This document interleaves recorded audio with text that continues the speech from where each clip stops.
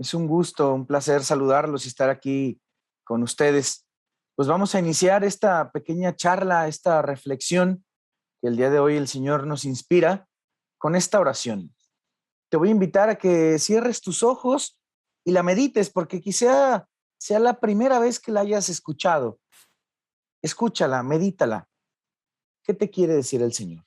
En nombre del Padre, del Hijo, del Espíritu Santo. Amén. Concédeme, Señor, una buena digestión y también algo que digerir. Concédeme la salud del cuerpo con el buen humor necesario para mantenerla. Dame, Señor, un alma santa que sepa aprovechar lo que es bueno y puro, para que no se asuste ante el pecado, sino que encuentre el modo de poner las cosas de nuevo en orden. Concédeme un alma que no conozca el aburrimiento, las murmuraciones, los suspiros y los lamentos, y no permitas que sufra excesivamente por ese ser tan dominante que se llama yo. Dame, Señor, el sentido del humor. Concédeme la gracia de comprender las bromas para que conozca en la vida un poco de alegría y pueda comunicársela a los demás. Así sea. Te pedimos, Señor, que derrames tu Santo Espíritu sobre cada uno de nosotros, tanto para estas personas que van a escuchar tu mensaje, tu palabra, y tanto para un servidor que es el que tú has elegido para que lo compartas, Señor. Espíritu Santo, fuente de luz, ilumínanos. En nombre del Padre, del Hijo, del Espíritu Santo. Amén. Quiero presentarme primeramente. Mi nombre es Israel Cervantes. Soy evangelizador a tiempo completo. Tengo 6 años que me dedico solo a la evangelización. Es mi modus vivendi. Eh, es, es un llamado que el Señor me ha hecho y que he respondido. Soy casado. Tengo 9 años de casado, 3 hijos. Y pues me gustaría compartir contigo el día de hoy esta reflexión tan hermosa que está basada en una cita bíblica que quizá tú has escuchado, en una cita bíblica que quizá ah, has escuchado varias veces, pero hoy vamos a tratar de darle un sentido diferente. Quiero preguntarte algo. ¿Cuál es la relación, la primer relación que has experimentado con una persona?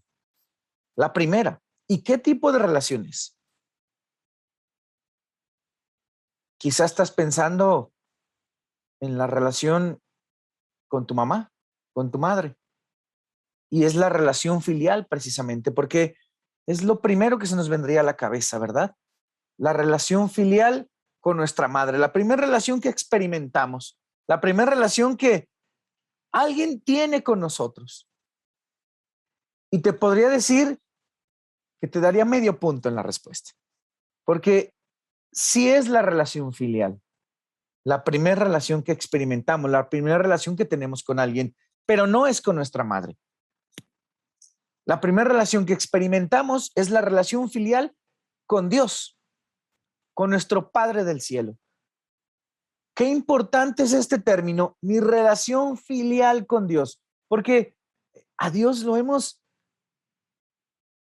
ido sintiendo en el transcurso de nuestra vida, a pesar de cada situación, con cada situación que atravesamos, de diferente manera, de la manera que quizá nos vaya conveniendo. Vamos tomando a Dios como un amigo, como aquel que provee, como aquel que me aconseja, como aquel que me consuela, como aquel que me da, como aquel que... Pero quizá hemos olvidado la primera relación que tenemos con Él, que es la relación filial. Desde toda la eternidad Dios ha pensado en nosotros como hijos. Me imagino al Padre pensando, ¿qué relación me conviene tener con ellos? Desde toda la eternidad pensando. La relación filial. Porque la relación filial, la relación como hijos, es la que más nos conviene en estos momentos con Dios. Por tu situación, por tu separación, por tus decisiones, por todo. Es la mejor decisión que como hombre te conviene experimentar. La relación filial con Dios Padre. Yo recuerdo que mis papás se casaron después de 9 meses de un bonito noviazgo, noviazgo. 9 meses después deciden casarse. En cuanto se casan, mi mamá queda embarazada. Y oh sorpresa, antes de que yo naciera, mis padres se divorcian, se separan. Entonces, yo me voy a vivir a casa de mi abuela, y ahora sí que era bendito entre las mujeres. En la casa de mi abuela, pues solo estaba obviamente mi abuela, mi mamá y mis 2 tías, hermanas de mi mamá. Era bendito entre las mujeres, el único varón en esa casa. Y mi abuela se convirtió en mi primer catequista, en la primera persona que me enseñó algo sobre religión, algo sobre Dios, fue mi abuela. Aquella que no fue ni una gran teóloga, ni una gran filósofa, que no tiene ningún estudio de catequesis siquiera, me enseñó el gran fundamento en mi fe desde muy pequeño. Y tiene que ver con lo que te estoy diciendo. Mi abuela me enseñó ese fundamento de fe. Mi abuela me enseñó que existe un Padre, que existe Papá Dios en el cielo. Desde muy pequeño yo experimenté la presencia de Dios, porque mi abuela me lo inculcó como un Padre que está en el cielo. Qué hermosa enseñanza me dejó mi abuela. Qué hermosa enseñanza que marcaría mi vida. Y miren qué momento tan oportuno. En el momento donde mis padres se separaban, en el momento donde yo no tenía la figura paterna, ni siquiera en casa. Mi abuela inteligentemente me enseñó que existía un Padre, Papá Dios. ¿No recuerdas haber eh, escuchado ese término de niño? Que tus padres, que tus abuelos te hayan inculcado el término Papá Dios. A mí sí, desde muy chico mi abuela. Y la figura del padre que era tan necesaria y que a lo mejor mi abuela me lo inculcó porque era lo único que le habían enseñado sus padres en la religión y que a mí me llegó, gracias a Dios, por providencia divina, en ese tiempo esa enseñanza de esa abuela, de mi mamá Chuy, le decía de cariño. Mi mamá Chuy me enseña que existe Papá Dios. Y de verdad se convirtió en un baluarte para mí esa enseñanza de que existe un Padre en el cielo, porque la figura masculina es básica, es fundamental en la vida del niño, en la vida del hijo. Cuando mis padres se separan, pues yo me quedo obviamente sin la figura paterna, sin la figura que muchos años después saltaría a la vista esa carencia, claro, pero no podemos ganarle a la madre. Siempre la mamá será el primer contacto, el primer sentimiento, la primer motivación, la primer caricia, el primer latido. La madre es el primer todo. Pero tenemos nuestro que ver, muchachos. Tenemos nuestro que ver en esto de educar y darle los cimientos a un hijo, a una hija. Me tocó escuchar hace tiempo al padre José Granados, que es el vicepresidente del Instituto Pontificio Juan Pablo II en Roma. Es el mejor teólogo matrimonial que existe. Y él hablaba de la figura, de la importancia de la figura paterna, de la figura del hombre en la relación con los hijos. Y la explicaba desde una pintura donde se ve una madre agarrando al niño de los brazos, donde claramente, si observabas el cuadro, pareciera que el niño estuviera aprendiendo a caminar. Y pues en algún momento en esa pintura, la madre iba a soltar al niño. Iba a soltar al niño y el niño no sabía si se iba a ir de boca, si se iba a ir a un lado, si se iba a ir al otro, no sabía absolutamente nada. El niño solo tenía una certeza en ese cuadro, porque al final en el cuadro se podía alcanzar a ver, a percibir la figura masculina, la figura de un hombre que lo estaba esperando con los brazos abiertos. ¿Qué es lo que proporciona el hombre? No solamente eso, pero es uno de los pilares básicos en la educación, en la enseñanza de un hijo. ¿Qué es lo que proporciona el hombre? Diría el padre José Granados. La certeza en un futuro incierto. Porque el niño no tiene certeza de nada, de que si se va a caer, se va a golpear, solamente de que hay una figura de un hombre esperándolo al frente. Qué hermosa enseñanza me dio mi abuela sobre que existe un Padre en el cielo. Y hoy quiero invitarte, es la primera invitación de hoy, de esta reflexión, invitarte precisamente a que comiences a rescatar tu relación con tu Padre del cielo, con Papá Dios. Te conviene, de verdad, escúchame bien, te conviene rescatar la relación con Papá Dios, con tu Padre del cielo. Es algo que necesitamos porque esa relación filial fortalecerá muchas cosas que necesitan fortalecerse, sanará muchas cosas que necesitan sanar, cambiará muchas cosas en mí, desde lo más profundo, desde la primera relación, que es la que me marcará, si yo la rescato en estos momentos, que es la relación filial. Y precisamente con esta introducción tomaremos la cita bíblica con la que hemos de reflexionar.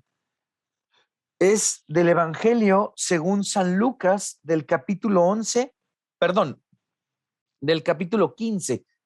San Lucas 15 del versículo 11 al 24. Y yo sé que te va a sonar. Y yo sé que te va a ser muy familiar. Escuchémosla. Después Jesús les dijo, un hombre tenía 2 hijos. El más joven de ellos le dijo a su padre, Padre, dame la parte de la herencia que me corresponde. Entonces el padre repartió la fortuna entre los hijos. Poco después, el hijo menor reunió todo lo que tenía y se fue a un país lejano donde derrochó todos sus bienes viviendo de manera desordenada. Cuando ya había gastado todo, se produjo un hambre terrible en esa región y comenzó a pasar necesidad, hambre. Entonces fue y se consiguió un trabajo en casa de uno de los habitantes de ese país que lo mandó a sus campos a cuidar cerdos. Él deseaba saciar su hambre con el alimento que comían los cerdos, pero nadie se lo daba. Al darse cuenta de su situación, se puso a pensar, ¿cuántos obreros de mi padre tienen comida en abundancia mientras que yo estoy aquí muriéndome de hambre? Me levantaré, iré a mi padre y le diré, Padre, he pecado contra Dios y contra ti. Ya no merezco ser llamado hijo tuyo. Trátame como a uno de tus jornaleros. Entonces se levantó y volvió a la casa de su padre. Todavía estaba lejos cuando su padre lo vio y, conmovido profundamente, salió corriendo a su encuentro, lo abrazó y lo besó con ternura. Su hijo le dijo, Padre, he pecado contra Dios y ante ti. Ya no merezco tener el nombre de hijo tuyo. Pero su padre ordenó a los servidores, rápido, traigan la mejor ropa y vístanlo. Pónganle un anillo en su mano y sandalias en sus pies. Traigan el ternero más gordo, mátenlo y festejemos, porque mi hijo estaba muerto y ha vuelto a la vida. Estaba perdido y ha sido encontrado. Y empezaron a festejar. Palabra de Dios. Te alabamos, Señor. Qué hermosa reflexión, qué hermosa cita bíblica, qué hermosa situación nos presenta nuestro Señor en esta parábola, que en el Evangelio según San Lucas tiene mucho significado y lo vamos a ver más adelante. La cita comienza diciendo, un hombre tenía 2 hijos. Aquí ya tenemos un punto de partida muy interesante para reflexionar en el hijo pródigo. Los 2 hijos. Ya tenemos 2 personas para partir en puntos diferentes, en puntos de vista diferentes. Y claramente comenzamos a ver el punto del hijo menor. El hijo menor. Y cuando la palabra de Dios hace referencia al menor, no solamente se refiere al aspecto cronológico, al aspecto de tiempo, al aspecto de en qué lugar nació en la familia este hijo, sino que se refiere a más cosas. Ya la palabra de Dios nos está advirtiendo de que menor este hijo será en varios aspectos. Menor en madurez quizá, menor en respeto, menor en fe, menor en espiritualidad, menor en amor. Es importante saber qué tipo de hijos somos nosotros, qué tipo de hijo representamos. El hijo menor que, apoyado en el transcurso de los versículos que acabamos de escuchar, que acabamos de proclamar, nos damos cuenta que es cierto, este hijo menor es menor en varias situaciones. Y lo podemos ver en el primer pecado que comete este hijo, porque hay un derroche de pecados. A partir de una situación mala, una decisión mala que yo cometo, un pecado, se viene como una avalancha y se va desatando y se va, y se viene viniendo una bola que se va haciendo más grande y va haciendo cosas y cosas y cosas que no le convienen. Pero, ¿como cuál? Como despilfarrar el dinero, ¿no? Como gastar el dinero que le había repartido el padre como un libertino. Pero vayamos a ver cuál es la importancia del menor. Tenemos a los dos hijos, al menor y al menor, perdón, al menor y al mayor. Qué importancia saber cuál es el menor y cuál es el mayor. Y te voy a decir por qué. Hasta en situaciones muy cotidianas de la vida. Cuando yo conozco a mi esposa y éramos novios, antes de que me rogara para que me casara con ella, yo sé que te está riendo, pero no le hace.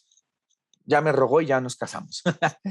Bueno, platicábamos. Yo recuerdo que tenía un bochito y platicábamos afuera de su casa en el bocho recargados en la salpicadera. Ya ves que la salpicadera de los bochos se presta muy bien para sentarse y nos sentábamos ahí y platicábamos. Y una de las primeras preguntas que yo le hice a mi esposa fue, bueno, en ese tiempo mi novia, ahora ya mi esposa, obviamente, ¿cuántos hermanos tienes? ¿A poco no preguntaste tú eso primero? Claro, si invitabas a cenar a los cuñados a ver cuánta lana había que llevar y cuánto había que pagar en los tacos. Y me respondió que tenía 7. Dije, bueno, ya ni la mayor, ni la menor, ni el sándwich. ¿Por qué te digo? Ya ni la mayor, ya ni la menor. Porque precisamente nos hemos formado, no digo que todos, algunas personas se han formado un juicio sobre los hijos mayores y sobre los hijos menores. Si yo te pregunto, ¿qué opinas de un hijo mayor? Me dirás, es el responsable, es el primero que nació, es el que obedece más, tenemos un juicio, un prejuicio de esa persona, ¿no? Y si te digo hijo menor, quizá me has de decir, es el chiqueado, es el consentido, es el que le permiten todo, es el maleducado, no sé, tenemos un prejuicio. Ojo, repito, no todos, pero la mayoría de las personas así lo tenemos. Y creemos que cuando somos hijos mayores, lo tenemos resuelto todo.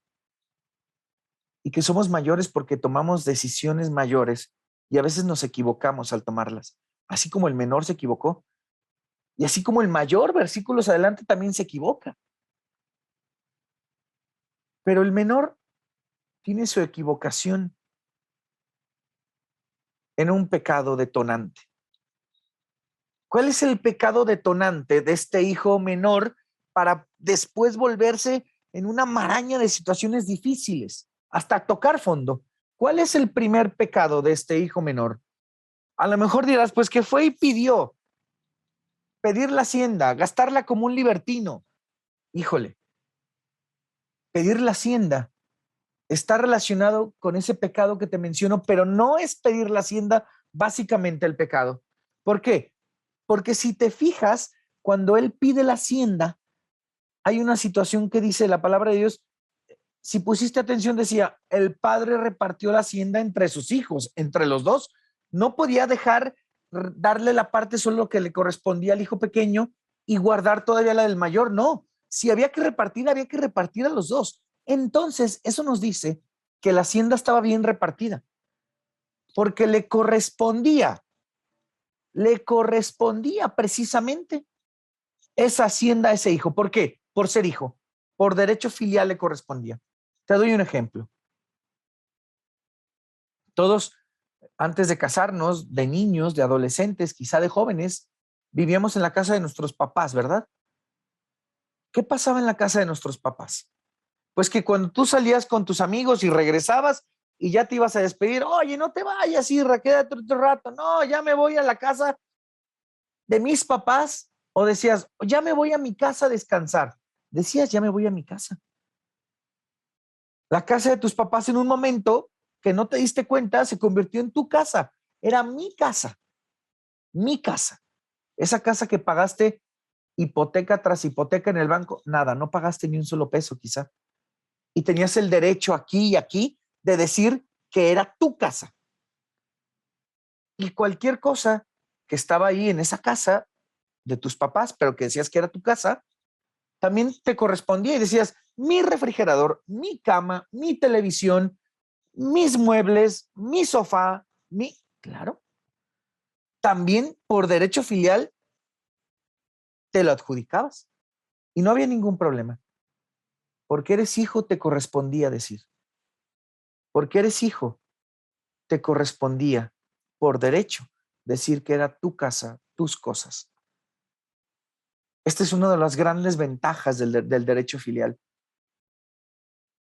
Yo me merezco lo que mi padre tiene porque él con gusto me lo da, amorosamente me lo entrega y por derecho filial me corresponde. Y lo mismo es con Dios, ¿eh?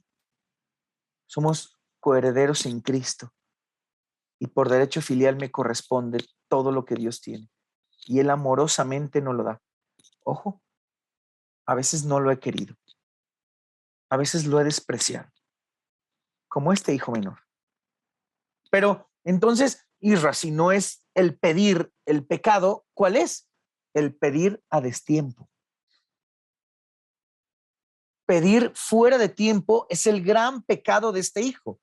Pedir cuando no correspondía.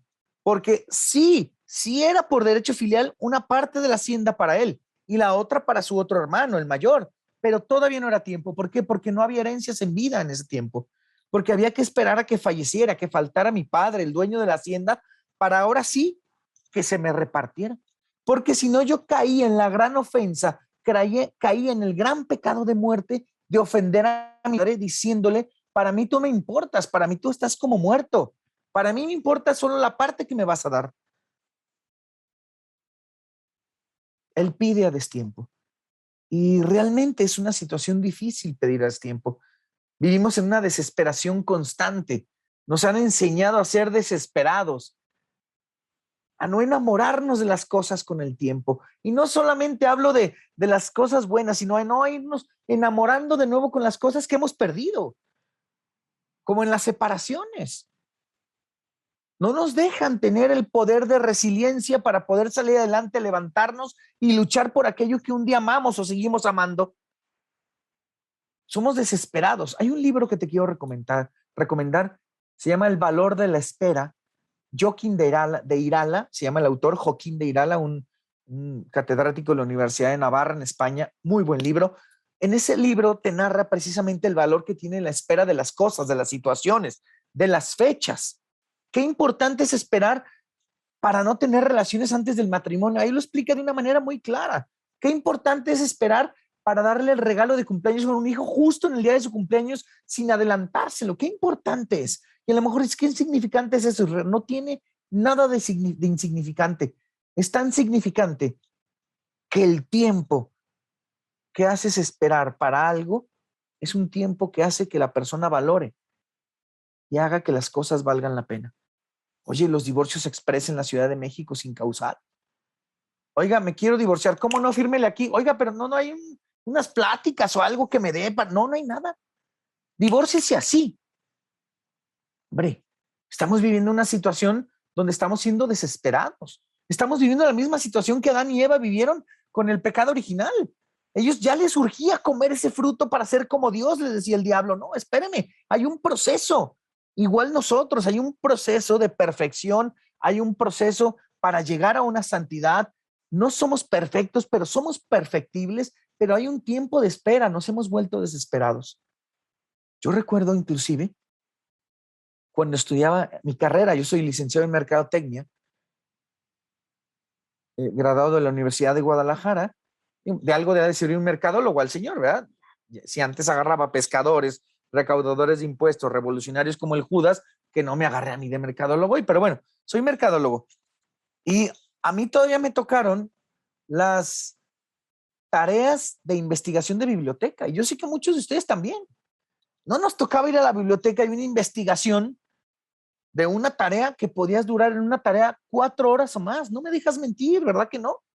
El traslado a la biblioteca, lo que buscabas el libro, lo que durabas para pasar las cosas. Si no tenías dinero para las copias, pues a mano, si no, pues tus copias y así. Era un trabajo de tiempo, de espera, de valorar, de crecer en la investigación, en el trabajo, en todo. Ahora no. Ahora, Google, pum, busco la información, tecleo. Si Google no me da la respuesta, porque si has visto que Google te pone el tiempo de respuesta y son milisegundos, punto milisegundos. Si no te da la respuesta en 2 segundos, 3, ya estás hablando a tu compañía de cable para que te cambie el servicio y te aumente los megas porque estás desesperado. Claro, nos han provocado desesperarnos. Y qué importante es esperar.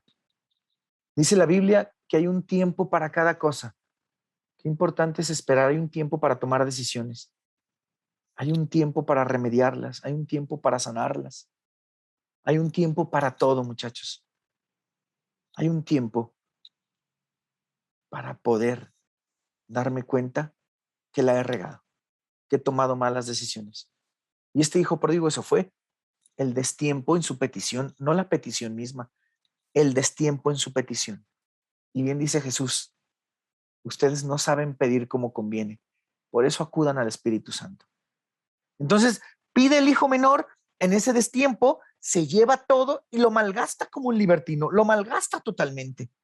Híjole, te voy a preguntar algo.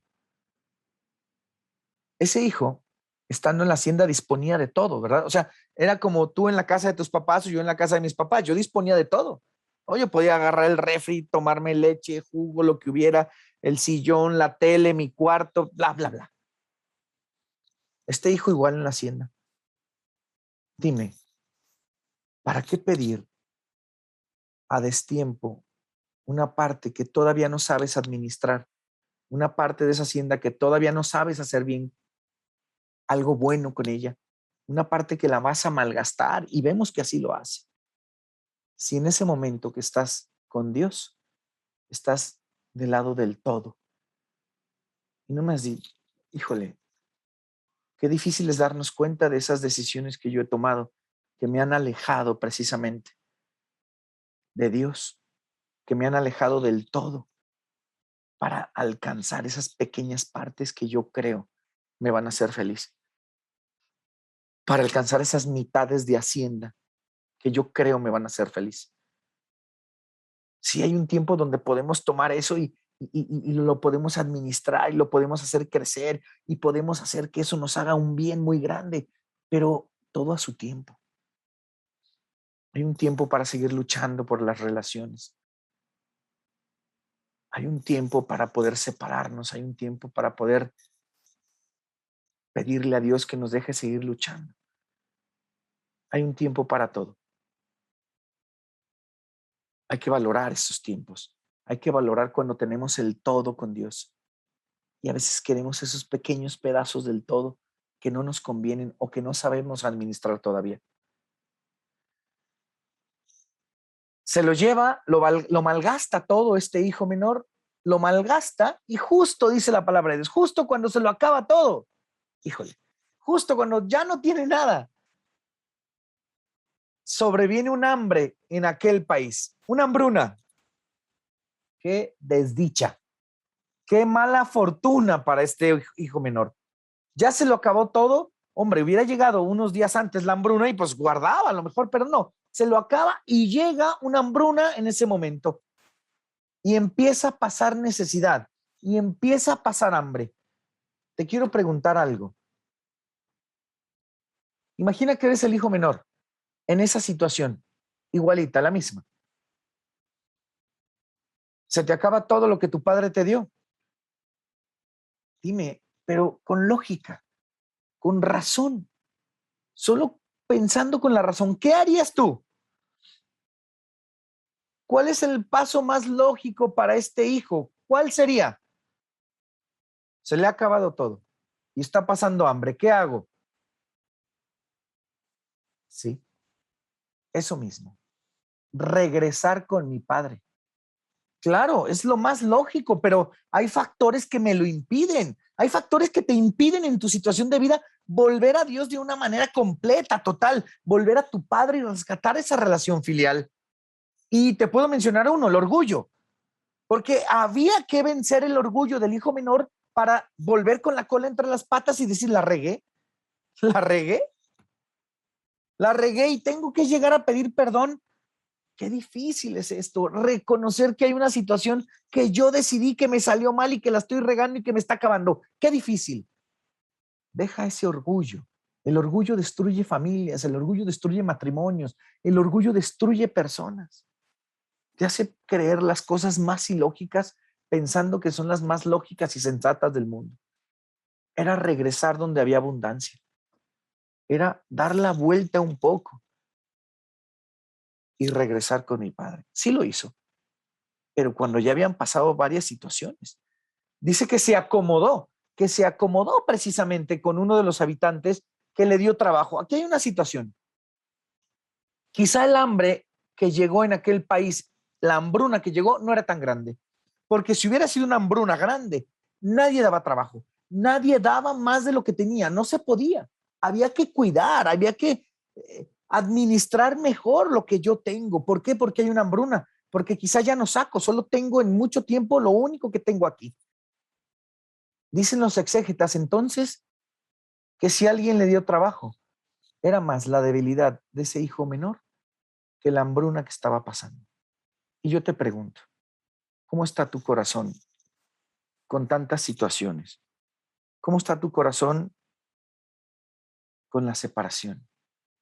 ¿Cómo está tu corazón con todo aquello que has escuchado y que no te ha gustado? ¿Cómo está tu corazón con todo el rechazo? Porque sabemos bien, y vengo de una familia de padres divorciados. No lo entiendo de la manera personal, pero sí en la manera familiar, el divorcio. ¿Cómo estás?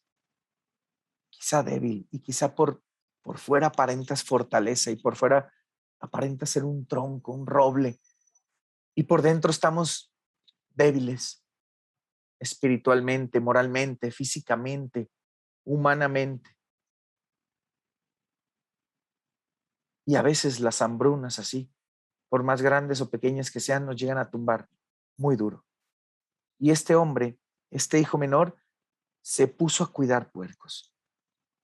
Qué situación tan desagradable para un judío, para alguien con pensamiento judío.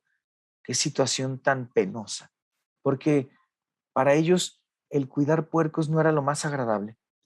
De hecho, detestables hasta la fecha son esos animales para ellos.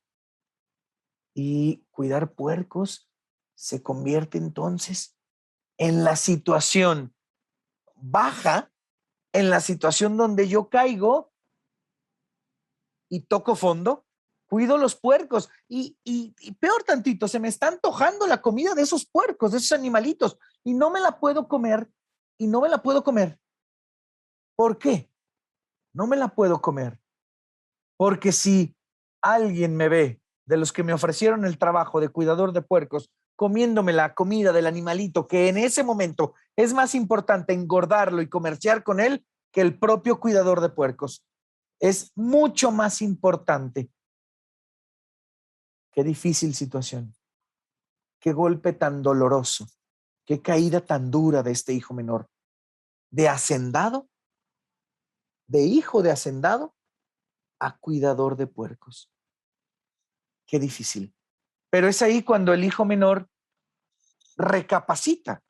Es ahí cuando el hijo menor, pues, hace precisamente este examen de conciencia, esta introspección. La palabra de Dios en la Biblia de Jerusalén dice, y entrando en sí mismo. ¿Qué es entrar en sí mismo? Es como un examen de conciencia más profundo. Es como algo que te llega más hasta las entrañas, donde tienes que ver realmente qué hay dentro de ti.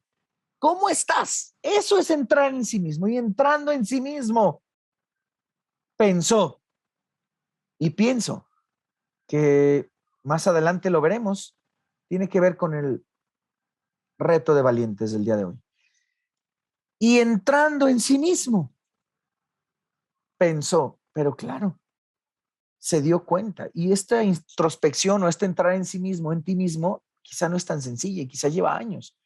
Pídele al Señor que te ayude a encontrar eso que tienes que sacar de ti, eso que tienes que sanar, eso que tienes que liberar, eso que tienes que entregarle precisamente para que esta situación que te tiene en esta debilidad, esta situación que te tiene haciendo algo tan bajo quizá como lo estaba haciendo el hijo menor, empieces a dejarla. Entonces, vayamos dándole sentido a los exámenes de conciencia, a las introspecciones, al entrar en nosotros mismos. Porque entrando en sí mismo, el hijo pródigo fue como empezó la fórmula para regenerar precisamente esa situación de vida que tenía. Y entrando en sí mismo, dice la palabra de Dios, recapacitó y dijo, fíjate, de aquí empieza la fórmula. Es más, si la quieres ir anotando, de aquí empieza la fórmula del hijo pródigo para ahora sí rehacerse, para ahora sí rehacerse en la misericordia de su Padre. Es una fórmula muy hermosa, compuesta de muchas situaciones. Dice, me levantaré. Claro, me levantaré. Lo primero que te tienes que dar cuenta es que nadie te puede arrebatar la dignidad que tienes como persona, por más pisoteada que te la hayan puesto, por más situaciones con tu separación, con todo eso que haya habido y que te haya sentido tan mal, nadie te puede arrebatar la dignidad. Nadie. Ese es un regalo que Dios le ha dado a todo mundo. Católicos, cristianos, no cristianos, musulmanes, creyentes, no creyentes. Algo que Dios le ha regalado a todos es la dignidad humana. Es un regalo maravilloso, bellísimo. Ahora, nosotros, desde el punto de vista católico cristiano, recibimos precisamente esa dignidad en un sentido triple. Claro, porque aquel que es 3 veces persona nos da su dignidad. La persona del Padre, la persona del Hijo y la persona del Espíritu Santo. El único que es 3 veces persona nos regala su dignidad. Tu dignidad viene de aquel que es 3 veces persona. Es como una dignidad humana a la tercera potencia. Me levantaré. Hay que recobrar la dignidad. Hay que darte cuenta que eres digno hijo de Dios. Me levantaré. Iré a mi padre y le diré. Iré a mi padre y le diré. Claro, después de que me doy cuenta, puedo recobrar las fuerzas para levantarme. Tengo que ir directamente a donde ofendí. Tengo que ir directamente a donde hice la situación, con quien la hice. Tengo que tener la valentía de reconocer mi falta, mi pecado. Me levantaré, iré a mi padre, claro, con mi padre, y le diré, Padre, pequé contra el cielo y contra ti. Ojo, me levantaré la primera parte de la fórmula. La segunda, iré a mi padre y le diré, ir a resarcir el daño directamente donde se hizo. Iré a mi padre y le diré, Padre, pequé contra el cielo y contra ti. Esta es la tercera parte de la fórmula, el reconocimiento del pecado. Pequé contra el cielo y contra ti. Ya no merezco, híjole. Pequé contra el cielo y contra ti, el reconocimiento del pecado, donde decir un pecado contra el cielo en ese tiempo era un pecado mortal, literalmente de muerte. Si alguien sabía el tipo de pecado que habías hecho y era mortal, como el de este hijo menor, si alguien lo veía, lo podía matar por el tipo de pecado que había cometido. Me levantaré, iré a mi padre, le diré, Padre, pequé contra el cielo y contra ti. Reconocimiento del pecado, la gravedad de tu pecado. No tiene absolutamente nada de malo reconocer qué tan grave hemos pecado. Dice la palabra de Dios, donde abundó el pecado, sobreabundó la gracia. Necesito saber qué tanto hay que sanar, qué tanto hay que limpiar, qué tanto hay que corregir dentro de mí. Y hasta que no me dé cuenta de la gravedad tan grande que es que no podré sanarlo. Y en la fórmula, ya después de me levantaré, iré a mi padre y le diré, Padre, pequé contra el cielo y contra ti, viene una parte que es parte de la fórmula, pero que no debería estar ahí, pero es parte de la fórmula porque es una consecuencia del pecado. Me levantaré, iré a mi padre y le diré: Padre, pequé contra el cielo y contra ti, ya no merezco ser llamado hijo tuyo.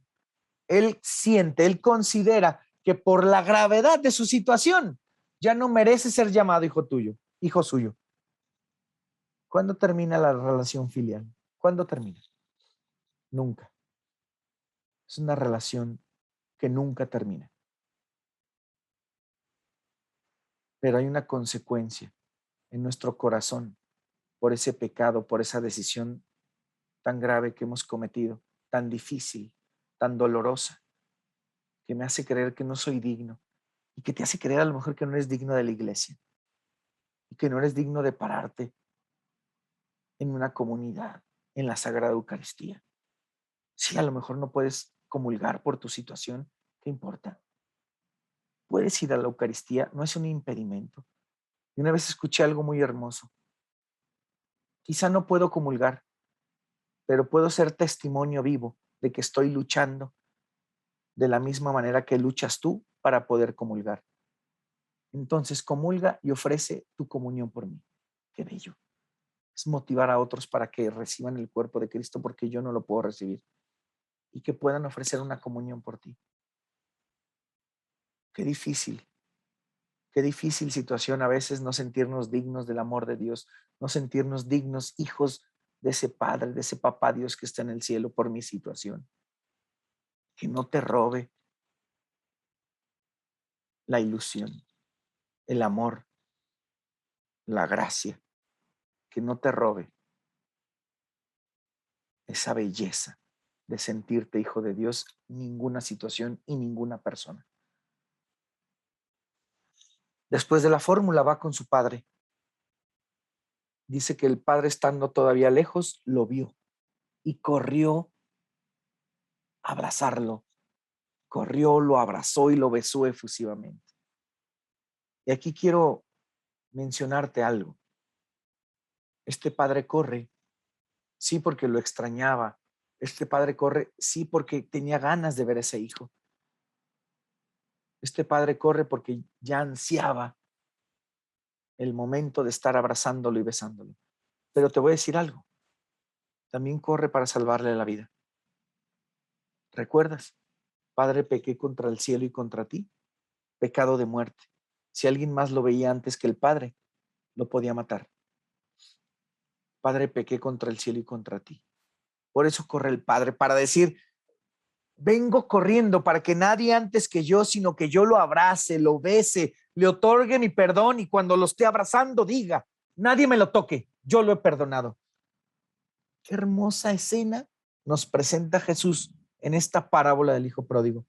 Nadie me lo toque, porque hoy he venido a darle mi perdón. He corrido desde que lo vi porque no tenía otra cosa que hacer más que salvarle, más que amarle, y lo abraza.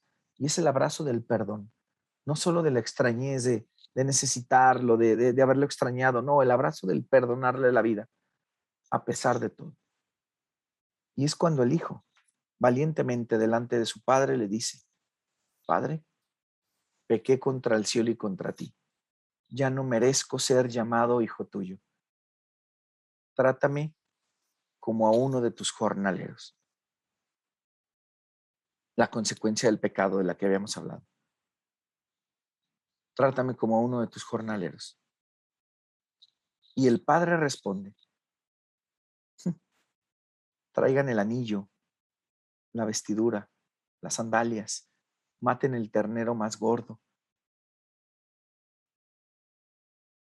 hagamos una fiesta, porque este hijo mío había muerto, estaba perdido y ha sido encontrado. Y comenzaron la fiesta. ¿Cuál es la respuesta del padre? La única respuesta que vas a encontrar con aquel que te está esperando como un padre con los brazos abiertos. La respuesta es: hijo, aquí está tu anillo que te espera.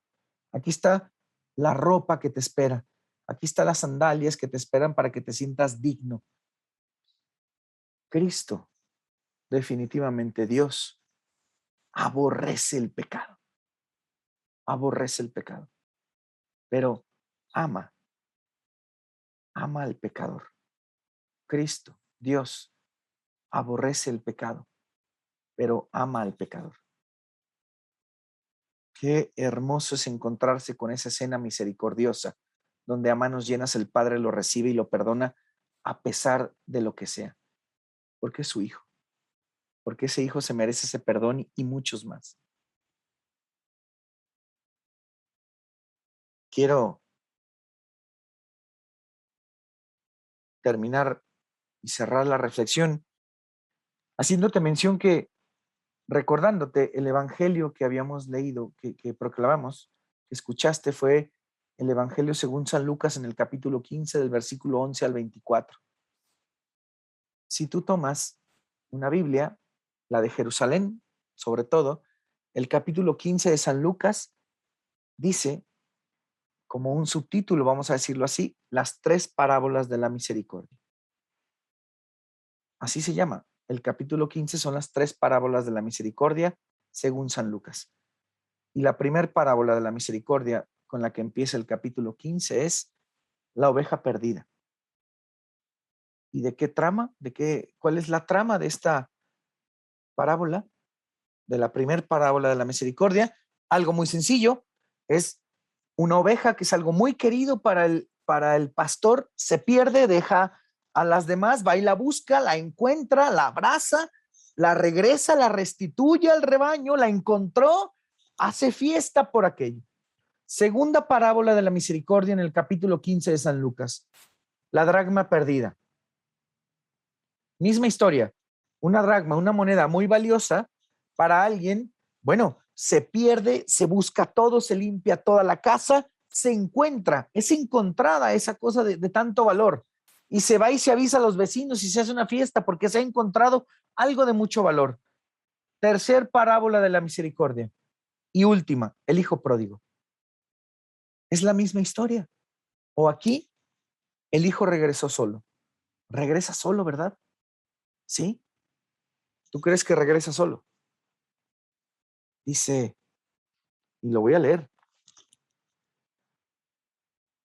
Traigan el ternero más gordo, mátenlo y festejemos, porque mi hijo estaba muerto y ha vuelto a la vida. Estaba perdido y ha sido encontrado. Y comenzaron a festejar. ¿Tú crees que la oveja, el animalito tan querido, se perdió y lo salieron a buscar? ¿Tú crees que la dracma, esa moneda tan querida, tan valiosa, se perdió y la buscaron? ¿Tú crees que el hijo no lo iban a buscar? ¿Escuchaste bien ahorita lo que leímos? Este hijo mío ha vuelto a la vida. Estaba perdido y ha sido hallado. Siempre estuvo bajo la mirada misericordiosa del Padre. Siempre lo estuvieron buscando.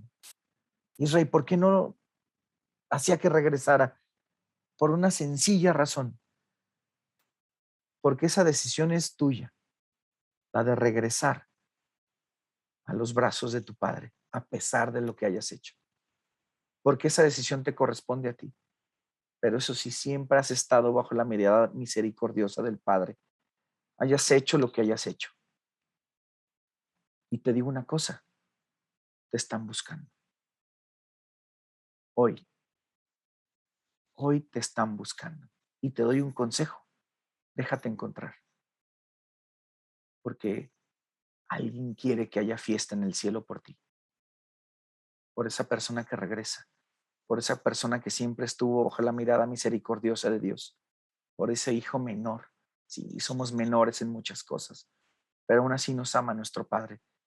Nos ama nuestro Papá Dios. Recupera tu relación filial con Él. Recupérala. Te voy a invitar a terminar con una oración. Vamos a encomendarnos a Mamita María, que sea ella precisamente la que nos ayude, la que nos oriente en el camino de recobrar la relación filial con nuestro Padre. ¿Quién mejor que la Madre? ¿Quién mejor que Mamita del cielo?